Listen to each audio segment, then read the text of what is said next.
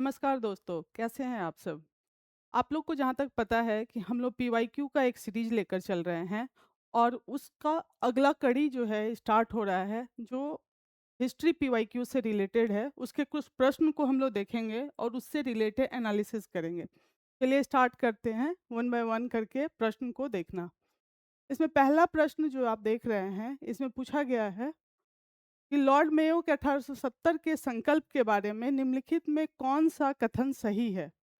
ये किसके बारे में पूछा गया है? 1870 के संकल्प के बारे में पूछा गया है और कौन-सा कथन सही है?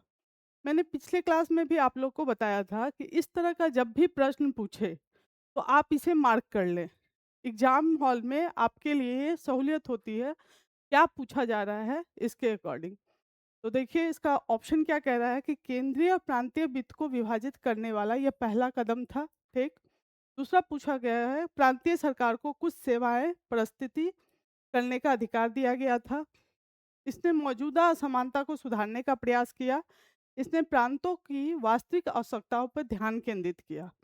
वन बाय वन करके हम इसके ऑप्शन को देखें। इससे पहले इसके कुछ कॉन्सेप्ट को समझने की कोशिश करते हैं। लॉर्ड मेयो जो देखते हैं कि इनका कार्यकाल क्या है। लॉर्ड मेयो का कार्यकाल आप देखिएगा तो 1869 से लेके 72 का कार्यकाल इनका रहता है, यानी ये चौथे वायसराय रहते हैं भारत में। और इसी के तहत आप देखिएगा तो ये बेसिकली जाने किस लिए जाते हैं, वित्तीय विकेंद्रीकरण की दिशा में इनका बहुत बेहतर योगदान है। साथ में आप प्रशासनिक एकजुटता में भी इनके योगदान को देख सकते हैं। और इसी परिप्रेक्ष्य में इसी योगदान को आप देखिएगा तो 1817 में इन्होंने एक संकल्प पारित किया था। इसको संकल्प को आप बोल सकते हैं एक रिजोल्यूशन पारित किया था। और यह रिजोल्यूशन जो है, अब इसी को हम मेयो रेजोल्यूशन के नाम से भी जानते हैं। तो 1870 में आप देखिएगा कि लॉर्ड मेयो के द्वारा एक संकल्प पारित हुआ था, जिसे हम मेयो रेजोल्यूशन के नाम से जानते हैं। इसके तहत क्या कार्य किया गया था? तो सर्वप्रथम आप देखिएगा कि केंद्र के स्तर पे पहले क्या था कि वित्त का एकत्र करने का अधिकार किसके पास था? केंद्र के पास था। इस संकल्प के माध्यम से वित्त एकत्र करने का अधिकार और उसके प्रबंधन का अधिकार किसको दिया गया? प्रांत को दे दिया गया। इससे क्या हुआ कि आप देखिएगा कि प्रांतीय स्वायत्तता की दिशा में ये एक अच्छा कदम माना जाता है। एक तो केंद्र पे बोझ कम हुआ, राजकोषीय जवाबदेही बढ़ी। और दूसरा आप ये देखिएगा कि प्रांत को अगर टैक्स का हम अधिकार दे रहे हैं, स्थानीय कर के संग्रह करने का अधिकार, तो प्रांत की जितनी भी वहाँ की जो व्यवस्था है, जैसे शिक्षा हो गया, स्वास्थ्य हो गया, आप देख सकते हैं, स्वच्छता हो गया, सड़क हो गया, इस पे ये निवेश करेंगे। तो प्रांतीय स्वायत्तता के कारण प्रांत का विकास होगा।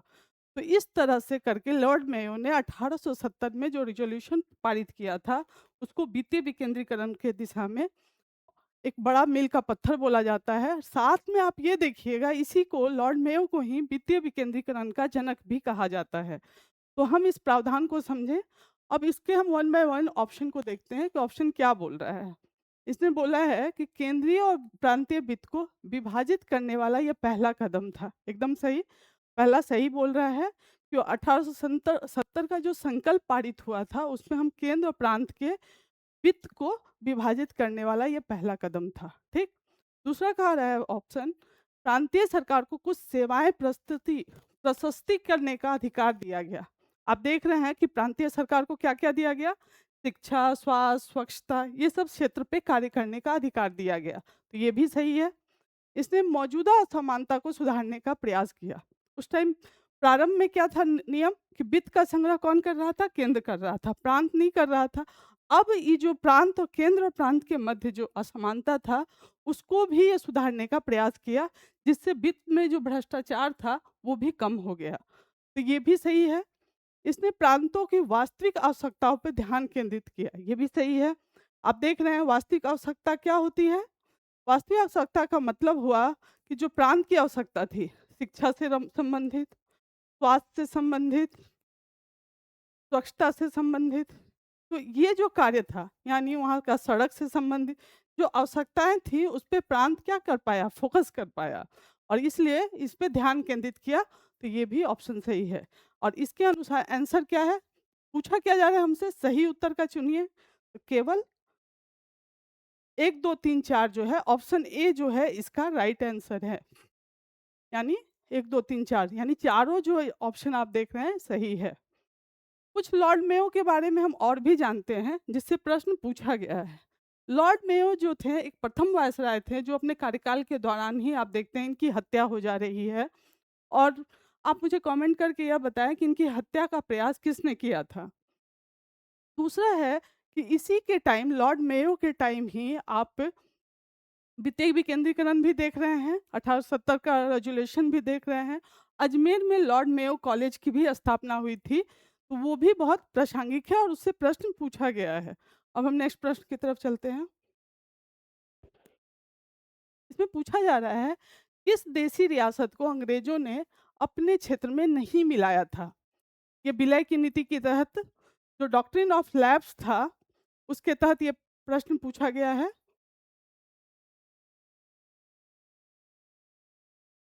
डॉक्ट्रिन ऑफ लैप्स के तहत आप देख रहे हैं कि देसी रियासत का विलय किया गया था। उसमें कौन सा इस सब ऑप्शन में कौन सा ऐसा राज्य है जिसे नहीं मिलाया गया था? आप देख रहे हैं option A Sindh, option B Gwalior, option C Awadh और ऑप्शन डी सतारा। सिंध के बारे में आप जानते हैं कि लॉर्ड एलनबरो के टाइम इनका विलय किया गया था। और एलनबरो का संबंध आप एक और कानून के तहत देख रहे हैं, दास प्रथा का जो उन्मूलन हो रहा है, उसका संबंध भी लॉर्ड एलनबरो से है, जिससे प्रश्न पूछा गया है। अवध का जो आप विलय देख रहे हैं 1856 में कुशासन के आरोप में अवध का विलय किया जा रहा है भारत में। और सतारा 1948 में सर्वप्रथम जो है सतारा का विलय हो रहा है। तो ऑप्शन बी जो है ग्वालियर जो है इसका राइट आंसर है कि इस देशी रियासत को अंग्रेजी अपने क्षेत्र में नहीं मिलाया था। आप 1857 का विद्रोह जब देखते हैं तो उसमें आप देखते हैं कि ग्वालियर हो गया, जिंद हो गया, ग्वालियर के सिंधिया, जिंद, पटियाला, ये सब के बारे में अंग्रेज, यहाँ तक कि लॉर्ड कैनिंग ने भी कहा है कि ये सब जो थे 1857 के विद्रोह में एक बांध की भांति कार्य किए थे। अगर ये लोग साथ हो जाते स्वतंत्रता आंदोलन में तो ब्रिटिश को यहाँ से बोरिया बिस्तर समेटना पड़ता। तो ऑप्शन बी जो है इसका राइट आंसर है। नेक्स्ट प्रश्न की तरफ चलते हैं। इसमें पूछा गया है कि दिल्ली में उसके राजकीय प्रवेश के अवसर पे ठीक किस वायसराय पर एक बम फेंका गया था? यहाँ पर किसकी बात की जा रही है? वायसराय की बात की जा रही है और उस पे बम फेंका गया था। Option A Lord Curzon, option B Lord Minto, option C Lord Hardinge और लॉर्ड बेवेल। यहाँ पे इस प्रश्न जो पूछा गया है, आप इसमें 2-3 घटना है जो इस प्रश्न से प्रत्यक्ष रूप से संबंधित है, हम उसे समझने की कोशिश करते हैं। सबसे पहले आप देखते हैं 1905 का बंगाल विभाजन। 1905 का बंगाल विभाजन जो होता है, उसमें जो ये बंगाल प्रांत है, इसको 2 भागों में बाँट दिया जाता है। पूर्वी बंगाल,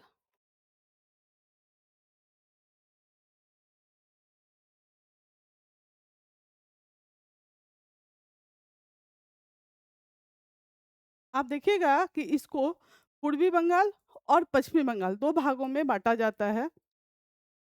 और बंगाल विभाजन का मेन कारण आप क्या देखते हैं? तो लॉर्ड कर्जन के द्वारा कहा गया था कि बंगाल विभाजन का मेन मुख्य कारण जो है, वो है प्रशासनिक गतिशीलता का अभाव। यानी ये इतना बड़ा स्टेट था कि यहाँ प्रशासन का सुचारू रूप से प्रशासन का कार्य करना मुश्किल हो रहा था। जबकि वास्तविक रूप से आप देखिएगा तो ये राष्ट्रवाद का केंद्र होता है और राष्ट्रवाद को दबाने के लिए ही बंगाल का विभाजन किया जाता है, पूर्वी बंगाल और पश्चिमी बंगाल में। पूर्वी बंगाल का आप हेडक्वार्टर कहाँ है? ढाका। और पश्चिमी बंगाल का है कलकत्ता। इसी टाइम आप देखिएगा कि एक फैसला होता है कि यहाँ से राजधानी का हस्तांतरण की भी बात स्टार्ट हो जाती है। इधर बिहार से के विभाजन की भी मांग उठने लगती है। तो ये घटना जो है आप देखिएगा इससे संबंधित है। फिर 1911 में आप देखिएगा कि 1911 में दिल्ली दरबार का आयोजन होता है। बेसिकली ये दिल्ली दरबार जो है आयोजन जो है वो जेम्स पंचम जो ब्रिटिश जो राजकुमार हैं, उनके आगमन पे यानी उनके स्वागत समारोह के लिए दिल्ली दरबार का आयोजन होता है। और इस जेम्स पंचम के लिए दिल्ली दरबार का 1911 में आयोजन हो रहा है। यहाँ पे कई फैसले लिए जाते हैं, जिसमें पहला फैसला आप देखिएगा क्या है कि राजधानी जो है कलकत्ता से दिल्ली हस्तांतरित करना। पहला क्या है, कलकत्ता से हम अपनी राजधानी कहाँ हस्तांतरित करेंगे? दिल्ली। और दूसरा जो है बिहार का विभाजन, 1911 में ये घोषणा हो रही है बिहार का विभाजन। बिहार को बंगाल से अलग कर यानी बिहार और उड़ीसा मिलाकर एक राज्य का निर्माण करना। तीसरा आप देखिएगा इसी के टाइम एक घटना होती है जो ये 1905 का बंगाल विभाजन है, उसको रद्द घोषित किया जाता है। बंगाल विभाजन को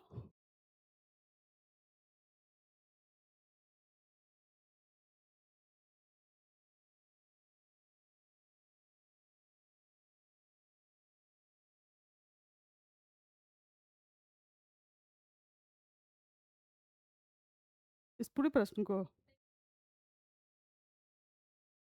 1905 का जो बंगाल विभाजन है उसको रद्द घोषित किया जा रहा है। तो आप देखिएगा कि यहाँ पे ये 3 घटना की घोषणा हो रही है 1911 के दिल्ली दरबार में। क्या-क्या हो रहा है? कलकत्ता से दिल्ली हस्तांतरित हो रहा है राजधानी, बिहार का विभाजन हो रहा है किससे? बंगाल से, बिहार और उड़ीसा को संयुक्त करके, और 1905 का जो बंगाल विभाजन हुआ है उसको रद्द घोषित किया जा रहा है। बेसिकली 1905 में जब बंगाल का विभाजन होता है, तो आप देखिएगा कि यहाँ मुस्लिम तुष्टीकरण की राजनीति यहीं से प्रारंभ होती है, और जब 1911 में बंगाल विभाजन रद्द घोषित किया जाता है, तो यहाँ से मुस्लिम जो हैं, विशेषकर मुस्लिम जो समुदाय है, इससे दुखी भी होते हैं। तो ये जो प्रश्न पूछा गया है कि राजकीय प्रवेश के किस वायसराय पर बम फेंका गया था, तो उस टाइम जो बम फेंका गया था लॉर्ड हार्डिंग द्वितीय, यानी ऑप्शन सी जो है इसका राइट आंसर है। इसी टाइम आप देखिएगा कि कलकत्ता से दिल्ली जब राजधानी हस्तांतरित हो रही थी और साथ में जेम्स प्रथम या जॉर्ज पंचम के स्वागत समारोह के लिए दिल्ली दरबार का आयोजन किया गया था, तो लॉर्ड हार्डिंग इस पूरे कार्यक्रम को देख रहे थे और उन्हीं पे बम फेंका जा रहा है। इस बम फेंकने में एक भारतीय क्रांतिकारी हैं जिनका योगदान है, उनका नाम है रास बिहारी बोस। इसके अन्य भी क्रांतिकारी हैं जैसे बाल मुकुंद वगैरह, और इन सब पे दिल्ली लाहौर षड्यंत्र केस के तहत मुकदमा चलता है, आप देखिएगा, और बाद में कई लोगों को इसकी सज़ा भी होती है। लेकिन रास बिहारी बोस जो हैं ये भाग जाते हैं यहाँ से, और बाद में आप इनका संबंध कहाँ देखिएगा, जापान में इंडियन नेशनल आर्मी से भी ये संबंधित है। तो इस तरह से भी प्रश्न पूछा जाता है। तो लॉर्ड हार्डिंग जो है इसका राइट आंसर है। नेक्स्ट प्रश्न की तरफ चलते हैं। इसमें पूछा गया है कि भारत के वायसराय के रूप में किसके कार्यकाल में महान शहीद भगत सिंह, सुखदेव और राजगुरु को फांसी दी गई थी?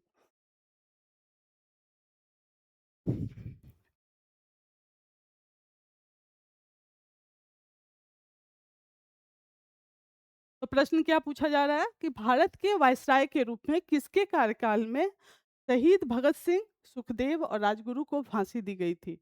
Option A Lord Curzon, option B Lord Irwin, option C Lord Minto और लॉर्ड जेम्सफोर्ड। इस घटना को देखने से पहले हमें 2-3 फैक्ट है जो हाँ समझना चाहिए कि आखिर इस तरह का सिनेरियो कैसे उत्पन्न हुआ। तो सर्वप्रथम देखते हैं कि वायसराय के बारे में पूछा जा रहा है। उस टाइम आप देख रहे हैं 1931 में कौन ला ये घटना कब की है? 23 मार्च 1931 की ये घटना है। और इसी टाइम कौन वायसराय रहते हैं? तो लॉर्ड इरविन जो रहते हैं, ये यहाँ यहाँ पे वायसराय रहते हैं जिनके कार्यकाल में इन तीनों को फांसी दी जाती है। इसके कुछ कॉन्सेप्ट को हम समझते हैं कि भारत में आप देखिएगा जो मूवमेंट हो रहा है कई विचारधारा से युक्त है। उसी में से एक विचारधारा है क्रांतिकारी विचारधारा। यह भी जो है राष्ट्रवाद को आगे बढ़ाने के लिए एक कदम है। इसमें आप देखिएगा कि भगत सिंह का क्या योगदान है। अ, हिंदुस्तान रिपब्लिक एसोसिएशन, इसका गठन कब हो रहा है? 1924 में, जो बाद में हिंदुस्तान सोशलिस्ट रिपब्लिकन एसोसिएशन के रूप में इसका उदय होता है 1928 में। इस टाइम आप 1924 में काकोरी षड्यंत्र कांड के बारे में जानते हैं। 1928 में यानी हिंदुस्तान सोशलिस्ट रिपब्लिकन एसोसिएशन जो है, इसमें कई कार्य हैं जिसमें भगत सिंह भी जुड़े हुए हैं। इसमें पहला आप देखिएगा कि जब 1927 में साइमन कमीशन का गठन होता है और 1928 में लाला लाजपत राय जब साइमन कमीशन का विरोध कर रहे होते हैं, तो लाला जी पर लाठी चार्ज होता है और इसी टाइम आप देखिएगा इनकी मृत्यु हो जाती है। इस मृत्यु का बदला लेने के लिए आप देखिएगा तो उस टाइम ब्रिटिश का जो पुलिस होते हैं, ब्रिटिश के जो पुलिस अधिकारी होते हैं सैंडर्स, उसकी हत्या कौन करता है? तो भगत सिंह, सुखदेव और राजगुरु थे। और इसमें कौन थे? एक चंद्रशेखर आज़ाद। ये 1928 की घटना है। दूसरा जो आप हिंदुस्तान सोशलिस्ट के माध्यम से दूसरी घटना जब आप देखते हैं तो 1929 में केंद्रीय असेंबली पर बम फेंका गया था। केंद्रीय असेंबली बम जब बम फेंका जा रहा है तो उसमें 2 बिल जो हैं काफ़ी जो चर्चा में थे और इसी पर विवाद था।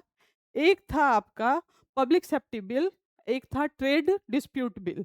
इन दोनों पे ये भी प्रश्न पूछा गया है कि जिस टाइम भगत सिंह सुख और बटुकेश्वर दत्त ने बम फेंका, तो ये भी पूछा गया प्रश्न में कि भगत सिंह के साथ कौन थे जिन्होंने केंद्रीय असेंबली में बम फेंका था? तो भगत सिंह और बटुकेश्वर दत्त, ये दोनों के सहयोग से ही ये बम फेंका गया था। और ये इस टाइम कौन से बिल पे विवाद चल रहा था, वाद विवाद? तो आप एक देखिएगा पब्लिक सेफ्टी बिल है और दूसरा ट्रेड डिस्प्यूट बिल है। इन दोनों पे बातचीत चल रही थी और ये बम जो फेंका गया था इसका उद्देश्य जो था किसी की हानि करना नहीं था, किसी को मारना नहीं था, बल्कि हानि रहित बम था। और उसके बाद इन्होंने स्वयं आत्मसमर्पण कर दिया। और इसके तहत आप देखिएगा कि भगत सिंह, सुखदेव और राजगुरु को जो फांसी दी जा रही है, यहाँ पे आप देखिएगा पुलिस के द्वारा इनको गिरफ्तार किया जाता है, लेकिन फांसी जो दिया जा रहा है इनको किसके उल्लंघन के लिए? तो वो है लाहौर षड्यंत्र केस के तहत, यानी सैंडर्स की हत्या के तहत। लाहौर षड्यंत्र केस जो हो रहा है 1929 में, उसके तहत जो है सैंडर्स की हत्या के जुर्म में इन लोगों को फांसी की सजा दी जा रही है। कब? 23 मार्च 1931 को। यानी उस टाइम वायसरॉय कौन थे? Lord Irwin. जब भी हम पीवाईक्यू करते हैं तो हमारा ये एक काम बनता है कि हम जब भी पीवाईक्यू करें तो एक ये देखें कि जिस टाइम कोई एक मूवमेंट चल रहा है उसके पैरेलल कितने मूवमेंट चल रहे हैं। मान लीजिए क्रांतिकारियों का एक मूवमेंट है, इसी के पैरेलल आप देखिएगा मुख्य धारा में राष्ट्रवादियों के द्वारा क्या मूवमेंट किया जा रहा है। आप इस टाइम देख रहे हैं कि इस टाइम क्या कौन कौन सी घटना है। आप देखेंगे यहाँ गांधी इरविन समझौता ये भी चल रहा है। बेसिकली सविनय अवज्ञा आंदोलन को समाप्त करने के लिए गांधी इरविन समझौता होता है। इसके कई प्रावधान हैं जो एग्जाम में पूछे जाते हैं इससे। तो आपका एक रिवीजन का ये तरीका है कि गांधी इरविन समझौता, उससे रिलेटेड जो भी प्रोविजन है उसको आप पढ़ें अच्छे से।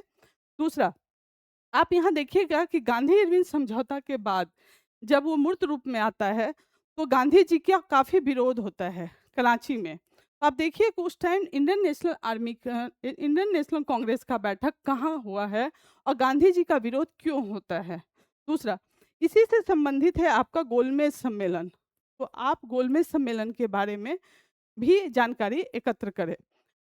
तो रिवीजन करने का तरीका यही होता है पीवाईक्यू का कि जब भी हम कोई प्रश्न पढ़ें तो उससे रिलेटेड जितने भी न्यूज हैं, चाहे वो मुख्य धारा में हो चाहे उसके आसपास का न्यूज हो, उस टाइम क्या घटनाएं चल रही थी, इसका रिवीजन भी हम साथ साथ करते जाएं। तो आप इस तरह से देख सकते हैं कि ये इस प्रश्न का उत्तर क्या हुआ, लॉर्ड इरविन जो है, ऑप्शन बी इसका राइट आंसर है। नेक्स्ट प्रश्न की तरफ चलते हैं कि इंपेरियल कैडेट का corps, imperial imperial cadet corps imperial cadet corps की स्थापना किसने की थी? बेसिकली ये किसका संगठन है? 1911 में इसकी स्थापना हुई है इंपीरियल कैडेट कॉर्प्स की, लॉर्ड कर्जत के द्वारा। ये देसी रियासत के जो राजकुमार थे उनको प्रशिक्षित करने के लिए इस कॉर्प्स की स्थापना हुई है और इसके तहत इनको क्या किया जाता था? सेना में भर्ती दिया जाता था। और इसका मुख्यालय कहाँ था? कहाँ पे इसकी ट्रेनिंग होती थी? तो आप देखिएगा देहरादून में इसकी ट्रेनिंग होती थी। और जब शीतकाल में होता था तो इसका ट्रेनिंग कहाँ होता था? मेरठ में। इस तरह के भी प्रश्न पूछे जा सकते हैं, तो आप इसे ध्यान रखिए कि इंपीरियल कैडेट कॉर्प्स की स्थापना किसके कार्यकाल में हुई है? लॉर्ड कर्जत के कार्यकाल में। ये देसी जो रियासत के जो राजकुमार थे उनको प्रशिक्षित करने के लिए इस तरह की कॉर्प्स की स्थापना की गई थी। बाद में इसे समाप्त कर दिया जाता है। नेक्स्ट प्रश्न की तरफ देखते हैं। इसमें पूछा गया है किसने स्वतंत्र भारत के प्रथम प्रधानमंत्री जवाहरलाल नेहरू का साहस और दूरदर्शिता के एक उत्कृष्ट नेता के रूप में अभिवादन किया? ठीक है, इसमें पूछा गया है कि नेहरू के बारे में किसने कहा था कि वह साहस और दूरदर्शिता के एक उत्कृष्ट नेता हैं? ऑप्शन ए मौलाना अबुल कलाम आज़ाद, लॉर्ड माउंटबेटन, सरदार पटेल और क्लीमेंट एटली। बेसिकली आप देखते हैं इस प्रश्न में लॉर्ड माउंटबेटन इसका राइट आंसर है। लॉर्ड माउंटबेटन जो थे वो नेहरू से काफ़ी प्रभावित थे और उन्होंने ही ये स्टेटमेंट उनके लिए दिया था कि साहस और दूरदर्शिता के उत्कृष्ट नेता हैं। इस तरह का कथन आप देखिएगा पीवाईक्यू में अक्सर पूछा जाता है, या उन्होंने कोई नारा दिया है उससे रिलेटेड, या उनको कोई उपाधि दी गई है इससे रिलेटेड प्रश्न पूछे जाते हैं। तो आप इस प्रश्न पे, इस तरह के प्रश्न पर भी ध्यान दें। हम नेक्स्ट प्रश्न की तरफ चलते हैं। किस वायसराय के कार्यकाल में भारतीयों को राय बहादुर और खान बहादुर की उपाधि प्रदान करना प्रारंभ हुआ? इसको राय बहादुर और खान बहादुर। चलिए ऑप्शन देखते हैं। Lord Ripon, Lord Lytton, Lord Mayo और लॉर्ड डफरिन। बेसिकली इस प्रश्न को हम समझते हैं कि इस तरह की उपाधि का कब से प्रचलन बढ़ा है। 1857 के विद्रोह में आप देखते हैं कि 1857 के विद्रोह में बहुत सारे जमींदार वर्ग के नेता हैं या देसी रियासत हैं, वो ब्रिटिश का साथ देते हैं, ना कि भारतीयों का। जिसमें आप जान रहे हैं ग्वालियर है, पटियाला है, जिंद है। तो ये लोग था, इन लोग जो होते हैं ब्रिटिश के साथ देते हैं और इसी के पुरस्कार के रूप में इस तरह की उपाधि भारत में प्रदान की जाती है। यानी ये 1857 के विद्रोह के बाद का घटना है। 1858 से, यानी उस टाइम कौन रहता है viceroy? Lord Canning. Lord Canning के कार्यकाल में इस तरह की उपाधि प्रदान की जाती है। तो ऑप्शन ई जो है इसका राइट आंसर है। नेक्स्ट प्रश्न की तरफ देखते हैं। कह रहा है प्रथम भारतीय जिन्होंने स्वाधीन भारत में गवर्नर जनरल का पदभार ग्रहण किया। Option A Jamnalal Bajaj, option C C Rajagopalachari, doctor Rajendra Prasad, M A Ansari. ये पूछा क्या जा रहा है कि स्वाधीन भारत में, यानी जब भारत आज़ाद हो गया था, किसने निभाया था? तो आप देख रहे हैं 1948 से लेके 1950 तक का कार्यकाल जो होता है, ये किनका होता है? सी राजा गोपालाचारी का। राजेंद्र प्रसाद भी बनते हैं, लेकिन ये उस टाइम बनते हैं जब देश आज़ाद नहीं हुआ था। जमनालाल बजाज का संबंध इंडियन नेशनल कांग्रेस से कहीं से नहीं है और एम ए अंसारी का भी संबंध है इनसे। ये खनांची रहते हैं कांग्रेस के। और यहाँ ऑप्शन बी जो है इसका राइट आंसर है। आप देखिएगा कि बाद में ये कांग्रेस की विचारधारा से ये विमुख हो जाते हैं, यानी उससे हट जाते हैं, कांग्रेस से हटकर अपना एक स्वतंत्र पार्टी का गठन करते हैं और मद्रास के ये मुख्यमंत्री भी नियुक्त होते हैं, स्वतंत्र पार्टी का गठन करते हैं और मद्रास के सीएम भी ये बनते हैं सी राजा गोपालाचारी। तो इनका ऑप्शन बी जो है इसका राइट आंसर है। देखिए सेम प्रश्न आप देख रहे हैं फिर से रिपीट किया गया है 2011 में। इससे पहले प्रश्न कब पूछा गया था? 2004 में। फिर प्रश्न पूछा जा रहा है 2011 में। तो आप देख रहे हैं कि पीसीएस में कई प्रश्न जो हैं रिपीटेड भी होते हैं। तो हम जब भी इसको पढ़ें तो थोड़ा ध्यान से फैक्ट को पढ़ें ताकि हमें रिवीजन बार-बार अच्छा से हो सके। अगले प्रश्न की तरफ चलते हैं। औपनिवेशिक काल के दौरान रेलवे का भारतीय उद्योग पर क्या प्रभाव पड़ा? इसका पूछ रहा है रेलवे का, स्पेशली औपनिवेशिक काल के दौरान। ठीक। ऑप्शन ए क्या बोल रहा है? आयात को बढ़ावा देकर औद्योगिक विकास में बाधा डाली गई। ठीक। दूर दराज के क्षेत्रों में उद्यमिता को प्रोत्साहित किया गया। सस्ता परिवहन प्रदान करके औद्योगिक विकास को बढ़ावा दिया गया। इसमें पूछा क्या जा रहा है? क्या प्रभाव पड़ा, इम्पैक्ट क्या पड़ा औपनिवेशिक काल में? आप देखते हैं कहीं भी अगर रेलवे का विकास होता है तो औद्योगिकरण को भी बढ़ावा देता है, सस्ता परिवहन का साधन भी होता है, इसके अनगिनत फायदे हैं। लेकिन भारत में औपनिवेशिक काल के दौरान रेलवे का आविष्कार, निर्माण जो था कुछ चंद उद्देश्य के लिए किया गया था। फर्स्ट ऑफ ऑल आप देखिएगा कि भारत को कच्चे माल का निर्यातक और तैयार माल का आयातक बनाने के लिए किया गया। दूसरा, जहाँ जहाँ भी विद्रोह हो रहा है, चाहे वो किसान मूवमेंट हो, चाहे वो जनजाति मूवमेंट हो, उन सबको त्वरित रूप से दबाने के लिए भी रेलवे का निर्माण किया गया। ये अलग बात है कि भारतीयों ने रेलवे का फ़ायदा लिया और रेलवे जो है भारतीय राष्ट्रवाद के विकास में एक प्रमुख योगदान दे रहा है। तो आप देख रहे हैं, तो यहाँ पे हम एलिमिनेशन मेथड के माध्यम से इस प्रश्न को सॉल्व करते हैं। इसमें कह रहा है सस्ता परिवहन प्रदान करके औद्योगिक विकास को बढ़ावा दिया। ये सही है कि रेलवे का विकास जो है, इसका ये परिणाम होता है, लेकिन उस टाइम जो रेलवे का विकास हुआ था, इसका ये योगदान नहीं था। अभी हमने कहा कि औद्योगिक विकास को कहीं से भी बढ़ावा नहीं दिया है, बल्कि औद्योगिकरण को बढ़ाने में इसकी प्रमुख भूमिका रही। तो यहाँ ये हट गया। फिर दूसरे देखते हैं, दूर दराज के क्षेत्रों में उद्यमिता को प्रोत्साहित करने में इसका योगदान है। ये भी रेलवे का विकास हो सकता है, लेकिन औपनिवेशिक काल के दौरान जो रेलवे का विकास था, इसका उद्देश्य कहीं भी उद्यमिता को प्रोत्साहित करना नहीं रहा। तो ऑप्शन ए जो है, इसका सही आंसर है। भारत को क्या किया गया? आयात यानी कच्चे माल का निर्यातक और तैयार माल का आयातक बना दिया गया, और इस प्रकार भारत के औद्योगिक विकास में ये बाधा डाली गई। ऑप्शन ए इसका राइट आंसर है। नेक्स्ट प्रश्न की तरफ देखते हैं। अस्थाई बंदोबस्त किसके साथ किया गया? ये किसकी बात की जा रही है? अस्थाई बंदोबस्त, परमानेंट सेटलमेंट एक्ट की बात की जा रही है। पहला है जमींदारों के साथ, ऑप्शन बी ग्रामीण समुदाय के साथ, ऑप्शन सी मुकदमों के साथ, या किसानों के साथ। ये मेरे अनुसार ये शब्द में कुछ प्रॉब्लम है यहाँ पे।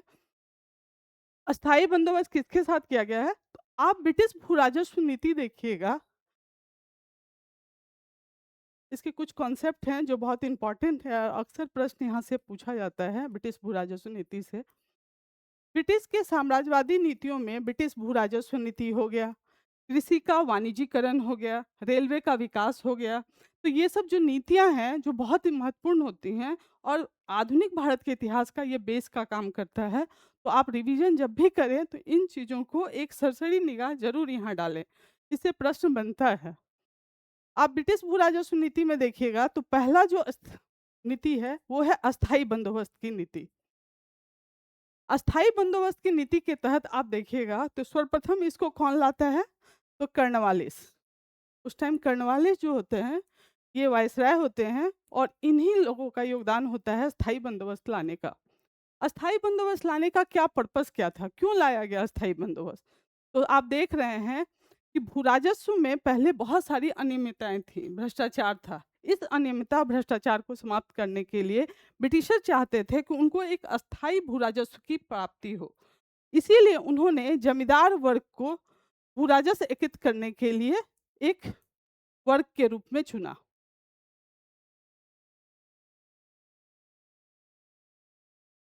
तो आप इसमें देख रहे हैं आप कि स्थायी बंदोबस्त में क्या किया गया कि ब्रिटिश को एक अस्थायी रूप से भू राजस्व प्राप्त हो, इसके लिए उन्होंने एक वर्ग को चुना, वो है जमींदार वर्ग। क्योंकि किसान का कार्य क्या है? कृषि से डायरेक्ट संबंध किसका था? किसान का।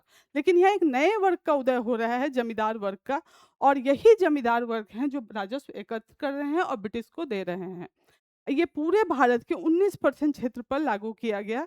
स्पेशली आप देखिएगा बिहार, बंगाल, उड़ीसा, इन सब प्रांतों में अस्थाई बंदोबस्त को लागू किया गया, और जमींदार वर्ग का उदय हुआ यहाँ पे, जो ब्रिटिश और किसान के बीच एक बिचौलियों की भूमिका के रूप में सामने आए, और एक अस्थाई भू राजस्व ब्रिटिश को प्राप्त होने लगी। यानी जो भ्रष्टाचार की जो समस्या थी, उसमें कमी आई।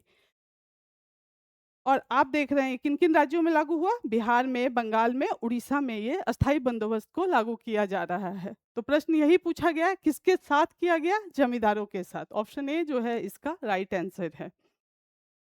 इसमें आप देखिएगा कि कॉर्नवालिस हैं, फिलिप फ्रांसिस हैं, ये भी नाम पूछा गया है कि इनके किसने इस प्रस्ताव को रखा था? तो सर्वप्रथम आप देखिएगा कि 1776 में जब ब्रिटिश अनियमितता, भू राजस्व में अनियमितता बहुत ज़्यादा बढ़ने लगी, तो इन्हीं के तहत, फिलिप प्रिंसेस के तहत ही 1776 में भू राजस्व व्यवस्था के लिए प्रस्ताव रखा गया। तो अस्थाई बंदोबस्त जो है किसके कार्यकाल में लागू किया गया? कर्नवालिस के कार्यकाल में। इस टाइम वायसराय थे ये। नेक्स्ट प्रश्न की तरफ देखते हैं। इसने कहा किसने बंगाल में चिर अस्थाई बंदोबस्त प्रणाली की शुरुआत की? सेम प्रश्न है ये। चिर अस्थाई यानी वही परमानेंट सेटलमेंट की बात की जा रही है। Option A Holt Mackenzie, option B Lord Cornwallis, option C Warren Hastings. तो आप देख रहे हैं कि इस टाइम लॉर्ड कॉर्नवालिस जो थे वो वायसराय थे, तो इन्हीं के कार्यकाल में चिरस्थायी बंदोबस्त प्रणाली की शुरुआत की गई है। हॉल्ट मैकेंजी का संबंध आप कहाँ देखिएगा? महालवाड़ी में। महालवाड़ी व्यवस्था क्या था? बेसिकली ये भी भू राजस्व प्रणाली का ही एक पार्ट था और इसके तहत महाल का तात्पर्य क्या हुआ? महाल का अर्थ होता है गाँव। गाँव को ही संपूर्ण, चूँकि भारत में ग्रामीण संरचना थी, काफ़ी समय से सुदीर्घ थी, तो इसका फ़ायदा उठा के गाँव को ही भू राजस्व एकत्रित करने के लिए शामिल किया गया और इसी को हम महलवाड़ी कहते हैं और ये भारत के 30% क्षेत्र पे लागू किया गया। सर्वप्रथम आप देखिएगा ये कहाँ लागू किया गया? मध्य प्रांत, बरार, इन सब क्षेत्रों में इसको लागू किया गया। उत्तर पश्चिम भारत, पंजाब, इन सब क्षेत्रों में इसको लागू किया गया। तो आप देख रहे हैं चिरस्थायी प्रणाली की शुरुआत लॉर्ड कॉर्नवालिस के कार्यकाल में। नेक्स्ट प्रश्न की तरफ जा रहे हैं हम। रैयतवाड़ी व्यवस्था सर्वप्रथम कहाँ लागू की गई है? भू राजस्व की ही 3 व्यवस्था है, आप देख रहे हैं, अस्थाई बंदोबस्त, रैयतवाड़ी और महालवाड़ी। अस्थाई बंदोबस्त में चूँकि हुआ क्या कि भू राजस्व का जो उनको एकत्र किया गया वो काफ़ी अस्थाई हो गया। हर साल सेम ही तरीके से उनको भू राजस्व एकत्र कर रहे थे। इससे ब्रिटिशर ने उसके विकल्प के रूप में रैयतवाड़ी व्यवस्था की शुरुआत की और यह रैयतवाड़ी व्यवस्था में रैयत का अर्थ होता है किसान। इन्होंने किसान से डायरेक्ट संबंध बनाया और किसान ही भू राजस्व एकत्र करने के लिए इनको जिम्मेदार बनाया गया और यहाँ पे जो जमींदार जो थे, बिचौलिए थे, उनको समाप्त कर दिया गया। और इससे क्या हुआ कि किसान जब थे, अब किसान क्या कर रहा था? उत्पादन, जितना उत्पादन होता था उसके अकॉर्डिंग वो क्या कर रहा था? भू राजस्व एकत्र कर रहा था। इससे क्या हुआ? इनकी भू राजस्व की दर भी बढ़ गई और साथ में भूमि सुधार वगैरह का व्यवस्था जो है, आप देखिएगा किसान करने लगे और अपने उत्पादन बढ़ाने के लिए भी कार्य करने लगे। लेकिन यहाँ पे समस्या ये उत्पन्न हुई कि रैयतवाड़ी व्यवस्था में आप विशेष देखिएगा तो यहाँ पे वाणिज्यिक कृषि को बढ़ावा दिया गया और जिसकी वजह से किसान जो हैं ये किस तरह की समस्या में फंसते चले गए?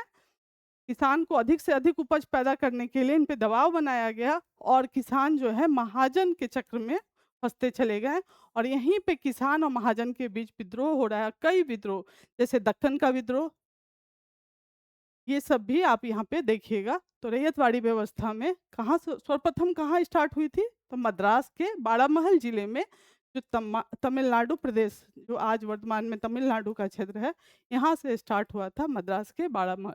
फिर बाद में आप इसका देखिएगा कहाँ कहाँ हो रहा है?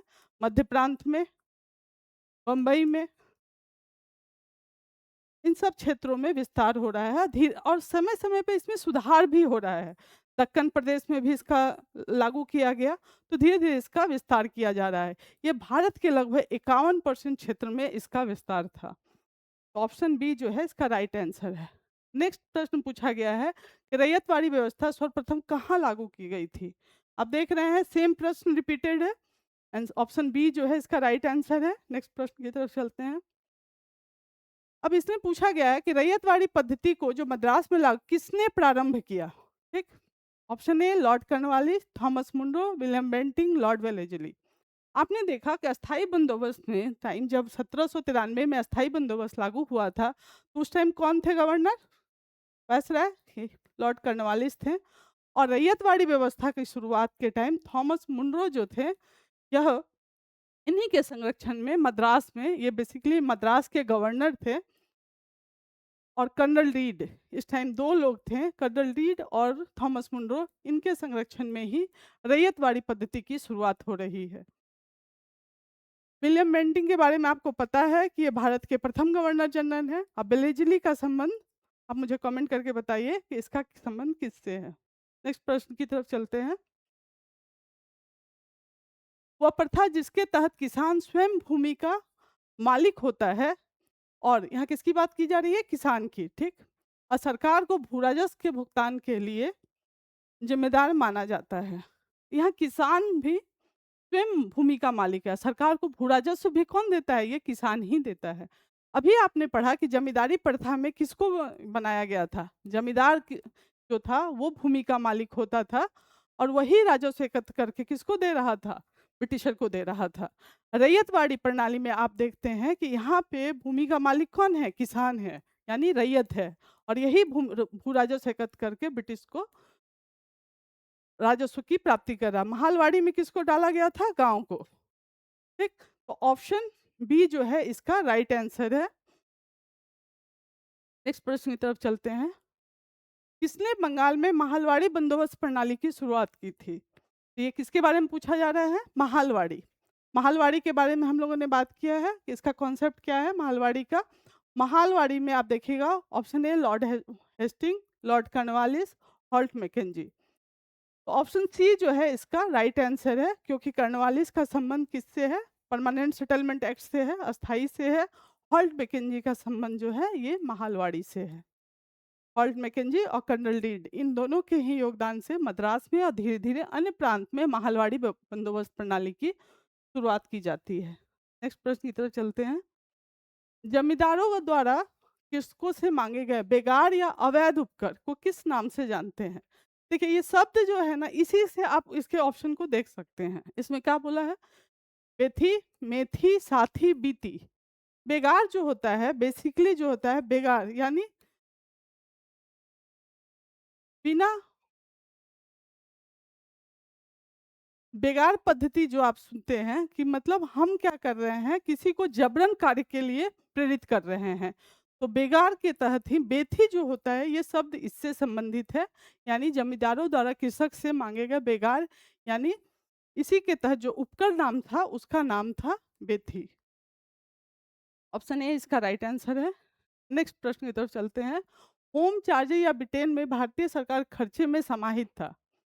मतलब इसमें ये प्रश्न जो है होम चार्जेज या ब्रिटेन में भारतीय सरकार के जो खर्च थे में क्या क्या शामिल था?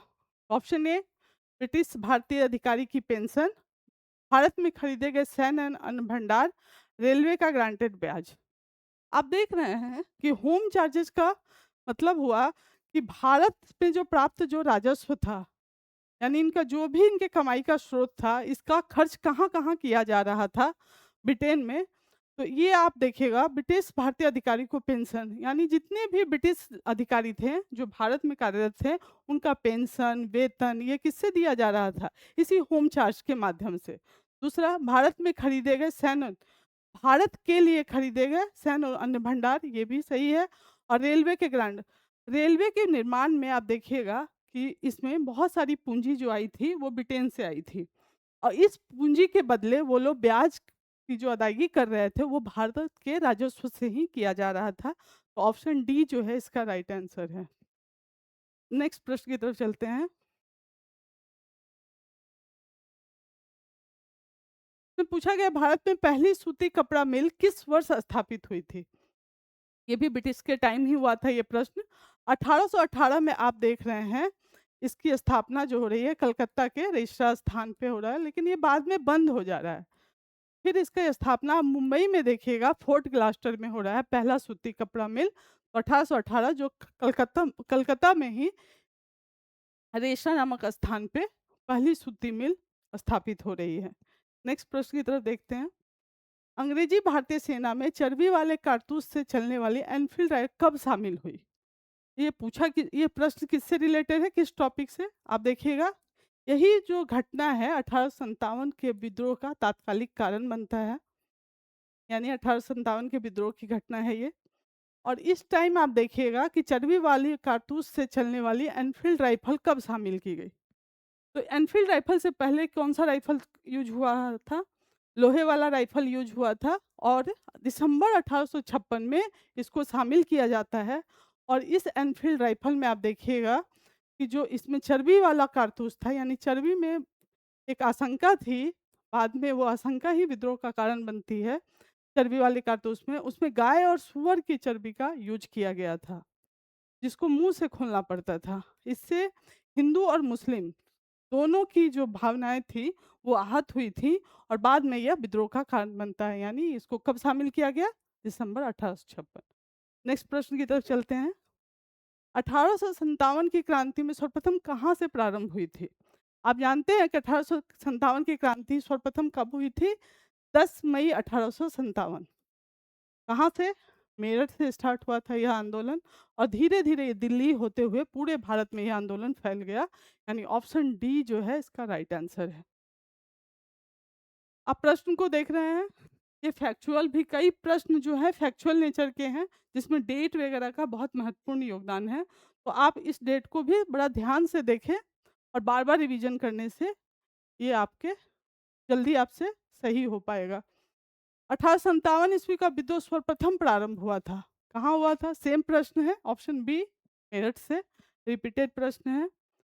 अब देखते हैं हम नेक्स्ट प्रश्न की तरफ। कौन सा ईस्ट इंडिया कंपनी के सिपाहियों को विद्रोही बनाने का कारण नहीं था?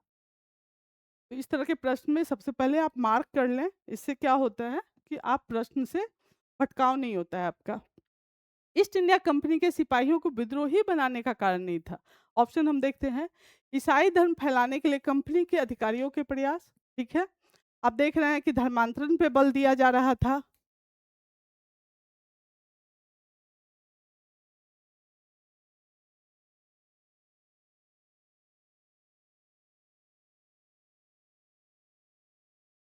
इस टाइम आप देख रहे हैं 1813 के चार्टर एक्ट के तहत भारत में ईसाई धर्म का आगमन हो रहा है और धर्मांतरण पे बल दिया जा रहा है, जिसके कारण यहाँ के जो मेन लोग मुख्य लोग थे, वो लोग क्या समझते थे कि धर्मांतरण के कारण उनका जो धर्म है उसके साथ भेदभाव किया जा रहा है। इस वजह से उनमें एक आक्रोश था।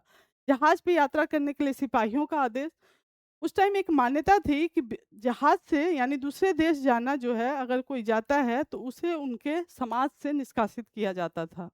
तो इस वजह से भी जहाज पे यात्रा करने के वो विरोधी थे और जबरन उस टाइम सिपाहियों को आप देख रहे हैं कि यात्रा के लिए विवश किया जा रहा था। भत्ते की रोकथाम, ये भी सही था कि उनके बार-बार जो था वो अपने भत्ते के लिए माँग कर रहे थे, उनको नहीं दिया जा रहा था। अधिकारियों की अक्षमता, ऑप्शन डी जो है इसका राइट आंसर है, क्योंकि अधिकारियों की अक्षमता नहीं इसका आंसर है। आंसर यही है, मतलब 1857 के विद्रोह का ये कारण नहीं था कहीं भी कि अधिकारियों की अक्षमता, बल्कि अधिकारियों के साथ नस्ल के आधार पे भेदभाव किया जा रहा था, उनके वेतन को कम किया जा रहा था। तो इस तरह की समस्याएं थी, ना कि अक्षमता एक कारण था। तो ऑप्शन डी इसका राइट आंसर है। इसमें पूछा गया है कि 1857 का विद्रोह लखनऊ में किसके नेतृत्व में आगे बढ़ा? आप देखते हैं, option A Begum of Awadh, option B Tatya Tope, option C Rani Lakshmibai और नाना साहब। बेगम ऑफ अवध ही इसका आंसर है, ऑप्शन ए। तात्या टोपे का संबंध आप कहाँ देखते हैं, तो इनका जन्म जो है महाराष्ट्र में हुआ है।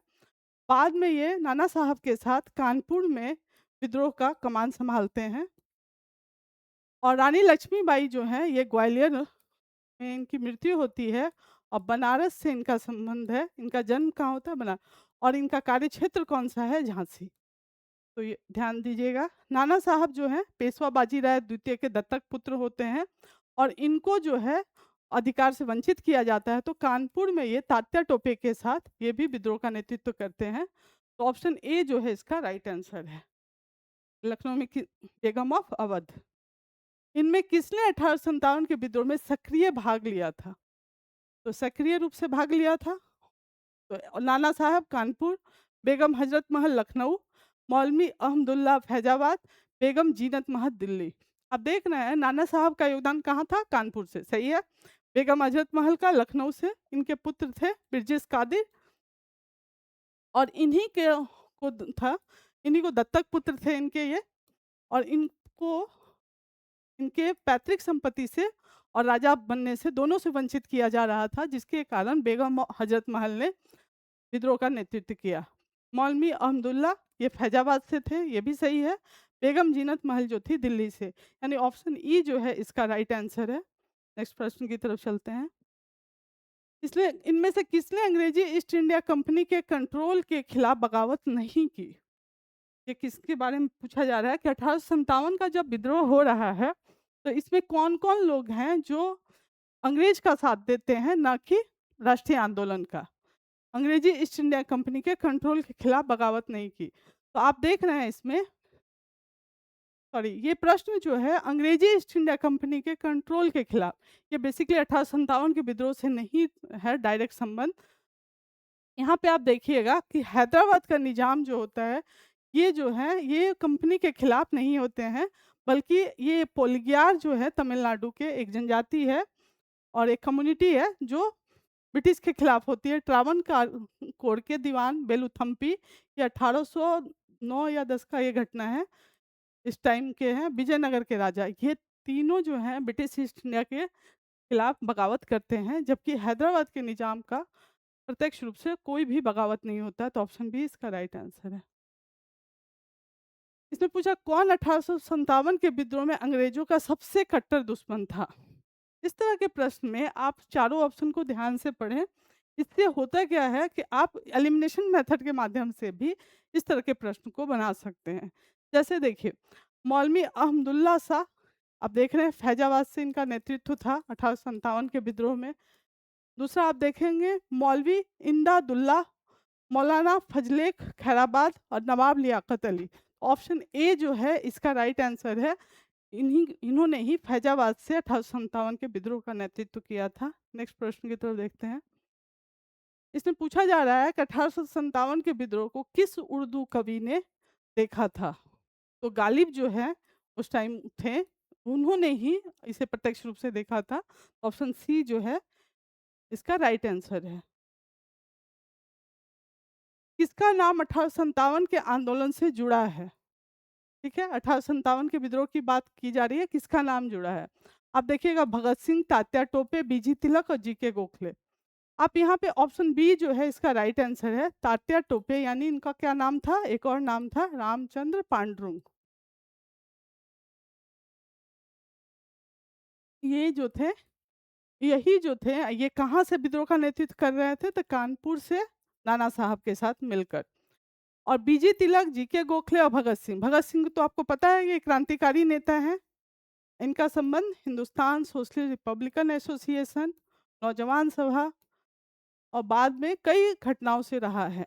तिलक का संबंध और गोखले का संबंध, तिलक जो है उग्रवादी विचारधारा के नेता हैं और गोखले जो हैं उदारवादी जो विचारधारा है उसके नेता हैं। सर्वेंट ऑफ इंडिया सोसाइटी के संस्थापक, बाद में कांग्रेस के सदस्य रहे हैं। तो ऑप्शन बी जो है इसका राइट आंसर है। नेक्स्ट प्रश्न की तरफ देखते हैं। झांसी की रानी लक्ष्मीबाई की मृत्यु कहाँ हुई थी? तो आप देख रहे हैं कि झांसी की रानी की जो कार्यक्षेत्र था वो झांसी था। इनका जन्म कहाँ हुआ था? बनारस में हुआ था। और इनकी मृत्यु कहाँ हुई थी? तो ग्वालियर में। ऑप्शन सी जो है इसका राइट आंसर है। झांसी इनका क्या हुआ? कार्यक्षेत्र हुआ, जहाँ से इन्होंने अपना मूवमेंट स्टार्ट किया था। लखनऊ में बेगम हजरत महल का योगदान है, नाना साहब और तात्या टोपे का कानपुर से। ऑप्शन सी इसका राइट आंसर है। 1857 के विद्रोह में भाग नहीं लिया था। इसमें पूछा गया है कि इस चारों ऑप्शन में कौन सा एक वर्ग था जो 1857 के विद्रोह में भाग नहीं लिया है? चलिए ऑप्शन देखते हैं। खेतिहर मजदूर, ऑप्शन बी साहूकार, कृषक और जमींदार। बेसिकली आप देख रहे हैं कि 1857 के विद्रोह में जो सर्वप्रथम सैनिक से लेके किसान, मजदूर, यहाँ तक कि जमींदार वर्ग सब कोई भाग लिए थे। लेकिन अगर ऑप्शन को आप ध्यान से देखिएगा तो साहूकार जो था, जो किसान थे और साहूकार, इन दोनों के बीच काफ़ी असहमति थी, क्योंकि साहूकार पे लगातार जो था शोषण का आरोप लग रहा था, जिसके कारण किसान जो है लगातार इससे विरोध कर रहे थे। यही कारण था कि ये जो थे 1857 में प्रत्यक्ष रूप से भाग नहीं लिए थे। दूसरा, जमींदार ने भी अपने कहीं-कहीं पे ही आप देखिएगा छोटे स्तर पे ही जमींदार ने भाग लिया था। विशेषकर आप देखिएगा ग्वालियर, पटियाला, जिंद, ये सब जो के जमींदार थे इन्होंने नहीं भाग लिया था। तो ऑप्शन 2 और 4 ये जो है इसका राइट आंसर है, यानी ऑप्शन डी जो है इसका राइट आंसर है। नेक्स्ट प्रश्न की तरफ चलते हैं। सेम प्रश्न है। 1857 के विद्रोह में लखनऊ में किसके नेतृत्व में आगे बढ़ा था? ये भी सेम प्रश्न है कि बेगम ऑफ अवध के नेतृत्व में बढ़ा था। वही अपने पुत्र ब्रिजेश कादिर के संरक्षण के लिए विद्रोह में थी। 1857 का विद्रोह मुख्यतः किस कारण से असफल रहा? इसमें पूछा क्या जा रहा है कि 1857 के विद्रोह की असफलता का क्या कारण था? ऑप्शन हम देखते हैं। हिंदू मुस्लिम एकता की कमी नहीं, ये हिंदू मुस्लिम एकता वहाँ पे उस टाइम था। तो इस ये ऑप्शन नहीं है आंसर। इसके प्रभाव का सीमित क्षेत्र आप देख रहे हैं कि इसका प्रभाव सीमित क्षेत्र पे था, लेकिन इतना भी सीमित नहीं था कि इसको सीमित कहा जाए, तो यानी ऑप्शन सी जो है इसका आंसर नहीं है। जमींदारों की विशेष बेसिकली आप देखिएगा पंजाब और दक्षिण भारत जो था वो इस आंदोलन से अछूता था, 1857 का विद्रोह। तो ऑप्शन सी को रहने देते हैं। जमींदारों की सहभागिता, नहीं, सभी जमींदार इसमें शामिल नहीं हुए थे, कुछ नहीं भी थे। बेसिकली अगर मेन कारण के रूप में देखा जाए तो ऑप्शन बी जो है इसका राइट आंसर है, क्योंकि यहाँ सामान्य योजना और केंद्रीय संगठन की कमी है। तो ये इसका मुख्य कारण है जिसके कारण ये असफल रहा था, क्योंकि मूवमेंट तो हो रहा था, आप देख रहे हैं, लेकिन उस मूवमेंट का क्या परिणाम होगा, ब्रिटिश को हटाकर हम किस तरह की संरचना चाह रहे थे, ये कोई क्लियर नहीं था। हर आदमी, हर वर्ग अपने अपने स्तर पे मूवमेंट कर रहा था, आपस में संचार व्यवस्था का भी कमी था। तो आप देख सकते हैं कि हम मेरा भविष्य कैसा होगा, इसकी कोई सामान्य योजना और केंद्रीय संगठन की यहाँ कमी थी। नेक्स्ट प्रश्न की तरफ देखते हैं। 1857 की विफलता के निम्नलिखित में कौन से कारण थे? ठीक, इसमें पूछा गया है कौन कौन कारण थे किस चीज के विफलता के। अंग्रेजों की सैन्य श्रेष्ठता, विद्रोहियों के पास कोई एकीकृत कार्यक्रम और विचारधारा नहीं थी। ठीक, समाज के सभी वर्गों से समर्थन का अभाव। आप वन बाय वन करके इसके ऑप्शन को देखते हैं कि अंग्रेजों की श्रेष्ठता, ये भी सही है। क्यों? क्योंकि अंग्रेज उस टाइम आप देख रहे हैं आधुनिक हथियारों से ये युक्त थे, जबकि भारतीयों के पास तीर कमान आधुनिक हथियार की कमी थी। तो एक सही है। विद्रोहियों के पास कोई एकीकृत कार्यक्रम विचारधारा नहीं थी, ये सही था कि उनका जोश और साहस बहुत अभूतपूर्व था, लेकिन उसके बावजूद उनके पास कोई कार्यक्रम नहीं था और कोई विचारधारा नहीं थी जिससे वो एकजुट नहीं हो पा रहे थे।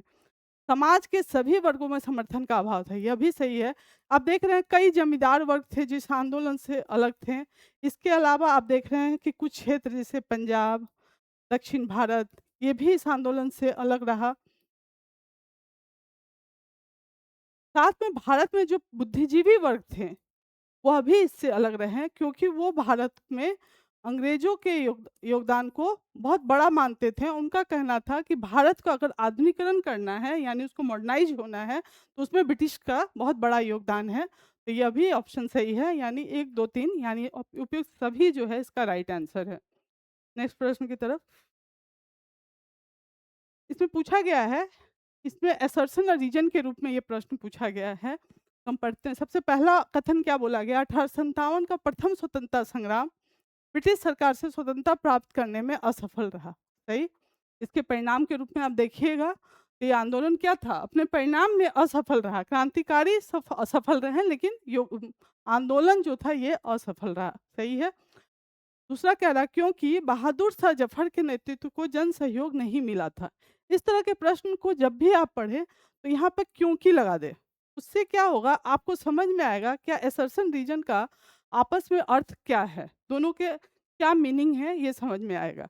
क्योंकि बहादुर शाह जफर के नेतृत्व को जन सहयोग नहीं मिला था और अधिकांश महत्वपूर्ण रियासत के शाखा उनका साथ देने में कतरा गए।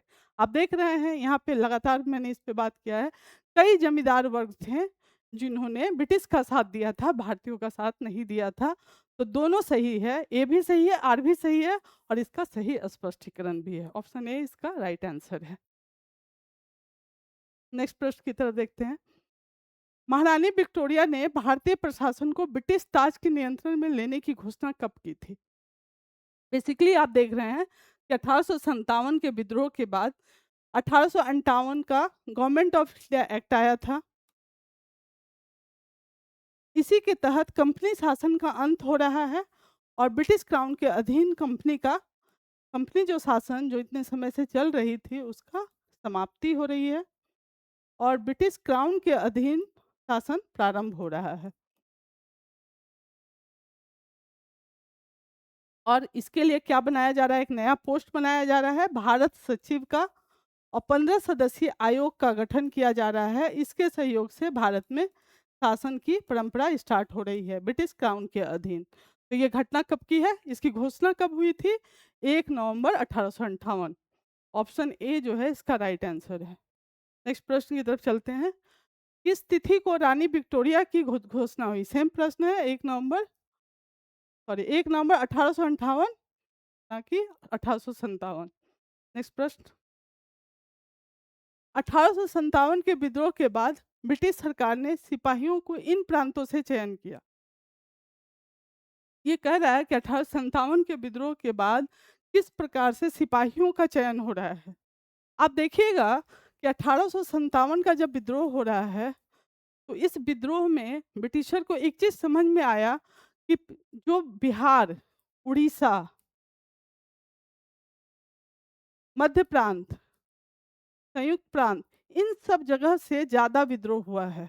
यानी लगभग 60 से 65% जो आप देखिएगा, इसी वर्ग के जो सैनिक हैं वो और जो किसान वर्ग हैं वही विद्रोह करते हैं। और इस वजह से इस विद्रोह को दबाने के लिए, मतलब इस तरह की विद्रोह भविष्य में ना हो, इसके लिए वो एक कमीशन का गठन करते हैं, उसका नाम है पील कमीशन। इस पर भी प्रश्न पूछा गया है कि पील कमीशन का संबंध किससे है। तो इसी पील कमीशन ने सैन्य पुनर्गठन के क्षेत्र में योगदान देता है और इसी के तहत जो है यूरोपीय और भारतीय, इन दोनों सेना का गठन होता है। यानी यूरोपीय भारतीयों की संख्या को किस तरह से सामंजस्य बनाया जाए, इसके लिए पील कमीशन का गठन होता है सैन्य पुनर्गठन में। इसमें आप बंगाल या मद्रास क्षेत्र में आप देखिएगा, बम्बई, मद्रास, ये सब जगह में 1:3 के अनुपात में, यानी एक भारतीय पे 3 यूरोपियों को प्राथमिकता दी जाती है। बंगाल सेक्टर में आप देखिएगा 1:2। इस तरह से आप देखिएगा कि एक सैन्य पुनर्गठन किया जाता है। और बेसिकली जो है इसमें जो उत्तर प्रदेश, बिहार के जो ब्राह्मण जो थे, जो 1857 के विद्रोह में भाग लेते हैं, इस कारण इनको इनसे अलग रखा जाता है। और उस टाइम जो गोरखा, सिख, पंजाबी, गढ़वाली, ये सब जो रेजिमेंट थे, ये जो लड़ाकू प्रवृत्ति की जो समुदाय थे, इनको शामिल किया जाता है। ऑप्शन सी जो है इसका राइट आंसर है। नेक्स्ट प्रश्न की तरफ चलते हैं। किसने 1857 के विद्रोह को एक षड्यंत्र की संज्ञा दी?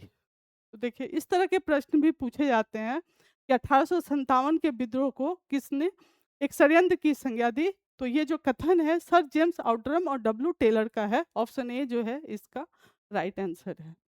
चलिए, आपको ये सेशन अच्छा लगा होगा तो लाइक कीजिए, सब्सक्राइब कीजिए, अपने दोस्तों के बीच भी शेयर कीजिए। Thank you.